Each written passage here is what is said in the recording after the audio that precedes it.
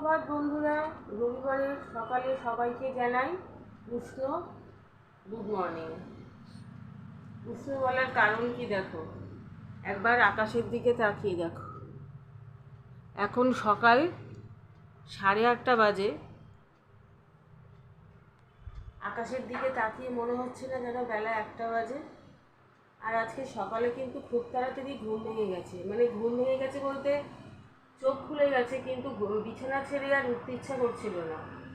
মানে এই ঘরটাতে এসি চলে বলে এই ঘরটা এত ঠান্ডা, এই ঘরটাকে থেকে বেরিয়ে এই ডাইনিং স্পেসে যেতে আর ইচ্ছা করছিল না। তাই বিছানার মধ্যে শুয়ে শুয়ে রয়েছি, আর শরীর থেকে আর আলসামু কাটছিল না।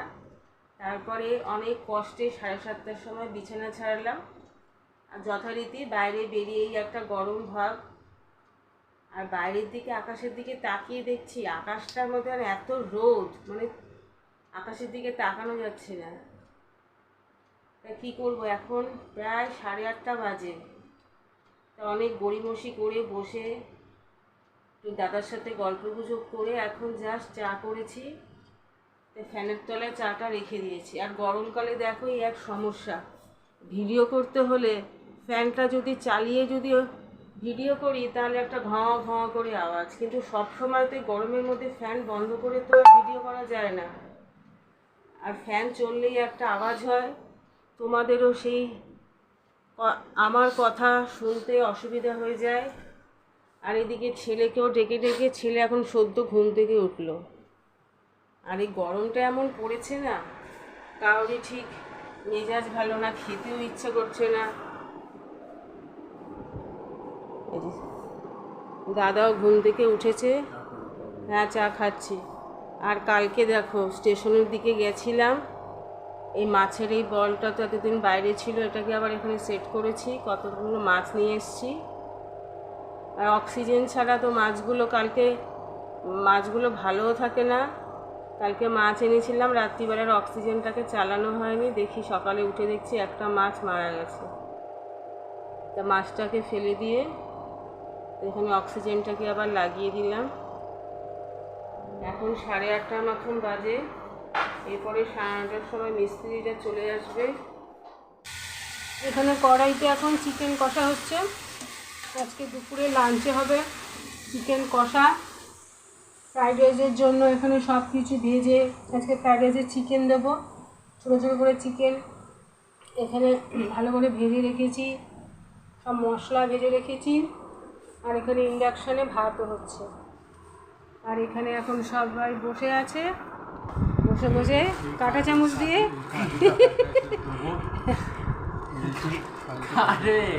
কাটবো, কাঁটা চামচ দিয়ে দাঁত খোঁচাচ্ছে। এই যে ফল আর খেতে ইচ্ছা করে না। আরে কাঁটা চামচটা দাঁতে লেগে ব্যথা করবে রে পরে।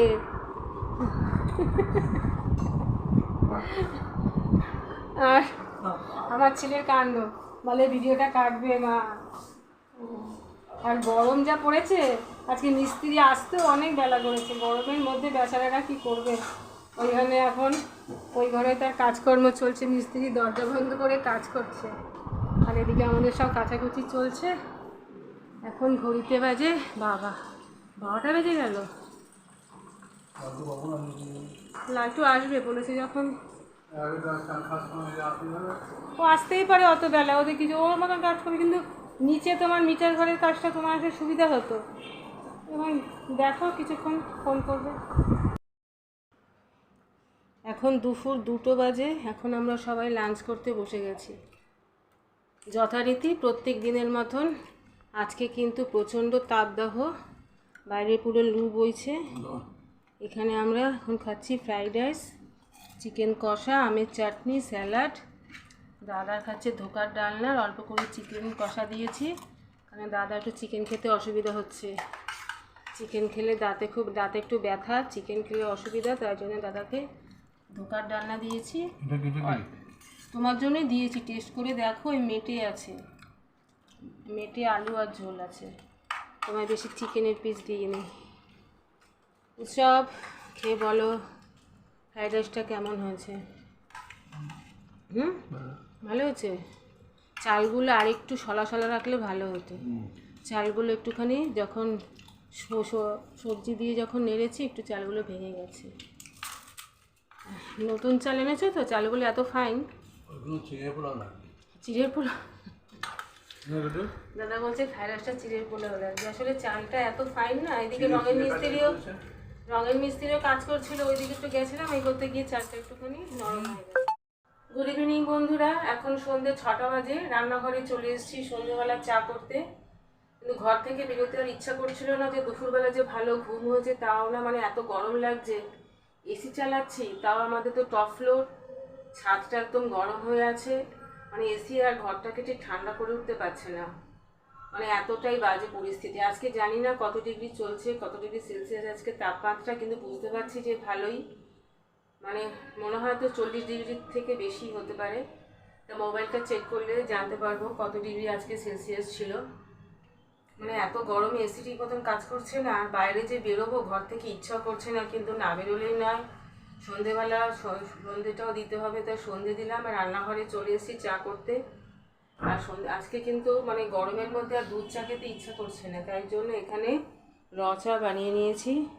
এখনও ওখানে চাটা ওখানে হচ্ছে। এদিকে সব ট্রেতে বিস্কিট নিয়েছি, একটা বাপুজি কেক নিয়েছি। ছেলে যেহেতু সাইকেল চালাতে গেছিলো, তাই জন্য ওকে একটুখানি খিদেও পেয়েছে। আর এই বাপুজি কেক এর কথা হলে আমাদের সেই পুরোনো দিনের কথা মনে পড়ে। আগে বাপুজি কেক আমরা 50 পয়সায় কিনতাম, আর এখন সেই কেকের দাম হয়ে গেছে প্রায় 5 টাকা। টেস্টও কিন্তু সেরকম নেই। আগে যেরকম টেস্ট ছিল বাপুজি কেকের, একটা বাপুজি কেক খেলে পেটটা ভরে যেত। সাইজটা হয়তো একই রকম আছে, একটু হয়তো স্ল্যাট ছোটো হয়েছে, কিন্তু সেই টেস্ট কিন্তু সে আগের মতন নেই। তো চলো এখন আমি চাটা ছেঁকে ফেলি, তারপর যাব ঘরে গিয়ে সবাই মিলে চা খাবো। এখানে আমার ছেলে এসে কি করছে? ছেলে,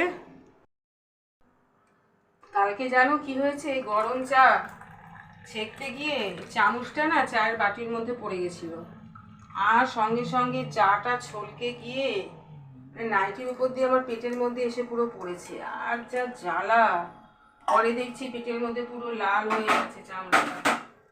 মানে ওই সময় যা অবস্থা হয়েছিল আমার, মানে একদম পেট পুরো জ্বলছিল। পুরো এরকম জায়গায় এরকম ফট করে পড়ে গেছে চামচটা চায়ের বাটির মধ্যে, আর পুরো শরীরকে উপরে চলেছে। নাইটির ওপর দিয়ে এখান দিয়ে পড়ে একদম পেটে অসহ্যকারকে যন্ত্রণা করেছে। সে একদম পুড়ে গেছে, মনে হচ্ছে ওখান থেকে ওটা চামড়া উঠবে। গরমকালে আর চা খেতে ইচ্ছা করে না, কিন্তু এই একটা নেশা চা খাওয়ার।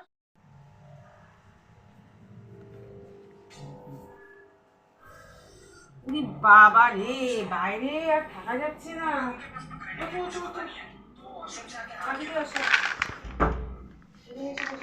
বিছানার মধ্যে খেলে আবার